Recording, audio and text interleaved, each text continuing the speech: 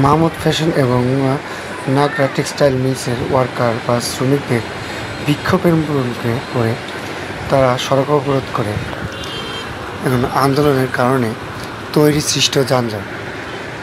এখানে দেখতেই পাচ্ছেন এটি হচ্ছে পল্লী বিদ্যুৎ এলাকার চিত্র। আমি আরও নিয়ে যাব।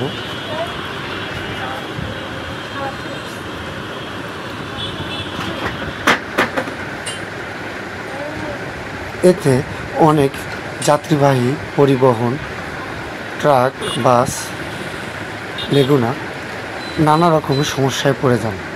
দূর দূরান্ত যাত্রীরা বা দূর দূরান্ত গাড়িগুলো এই যানজটে পড়ে চলে আটকে যায়।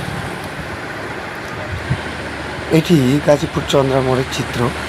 দেখতেই পাচ্ছেন শত শত হাজার হাজার গাড়ি এই আন্দোলনের কারণে পড়ে রয়েছে। এতে সাধারণ জনগণের অনেক ভোগান্তি হয়েছে।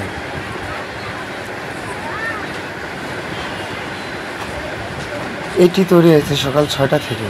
জানি না এটি প্রশাসন কী করছে বা কখন এটি ছাড়বে। বলে রাখি, এই যানজট সৃষ্টি হয়েছে মাহমুদ ফ্যাশন এবং নাগরা টেক্সটাইল